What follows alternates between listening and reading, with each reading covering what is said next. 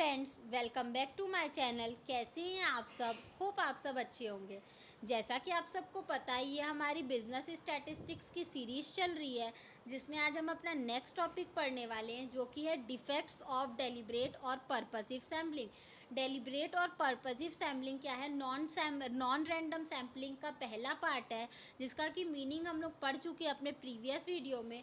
इस वीडियो में हम लोग देखेंगे कि क्या क्या उसके नुकसान हैं डेलिब्रेट और पर्पसिव सैम्पलिंग के। तो पहला जो डिफेक्ट है वो है subjective nature. The serious drawback of purposive sampling is that it is highly subjective because the selection of the sample item depends entirely on the personal convenience, belief, biases and prejudices of the investigation। देखिए, ये subjective nature का होता है। क्योंकि इसमें जो भी sample का सिलेक्शन किया जाता है वो इन्वेस्टिगेशन अपने अकॉर्डिंग करता है, अपने कन्वीनियंस के हिसाब से, अपने बिलीव के हिसाब से, अपने प्रेजुडाइज के हिसाब से बायस्ड होके क्या करता है, उसमें यूनिट्स का सिलेक्शन करता है पूरे यूनिवर्स में से। इसलिए ये क्या होता है, सब्जेक्टिव नेचर का होता है।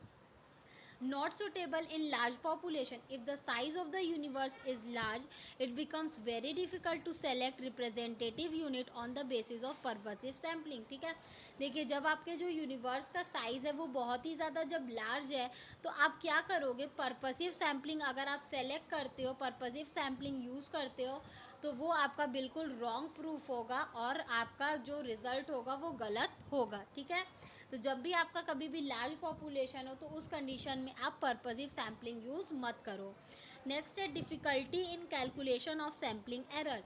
Since the selection of the unit does not depend upon the principle of probability of chance, sampling error can't be measure. देखिए, इसमें क्या होता है, हर एक की यूनिट को इक्वल चांस नहीं मिलता है सेलेक्ट होने का।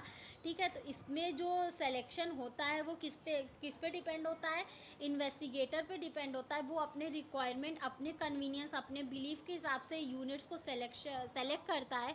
तो एरर इसमें क्या किए जाते हैं, मेज़र नहीं कर पाएंगे, क्योंकि इन्वेस्टिगेटर क्या होगा, वो अपने अकॉर्डिंग चीज़ों को सेलेक्ट करेगा, तो उसमें से गलती फाइंड आउट करना पॉसिबल नहीं हो पाएगा। ठीक है, क्योंकि वो अपने अकॉर्डिंग क्या किया है, चीज़ों को सेलेक्ट किया है, तो अब उसमें से गलती, एरर को फाइंड आउट करना क्या है, पॉसिबल नहीं है।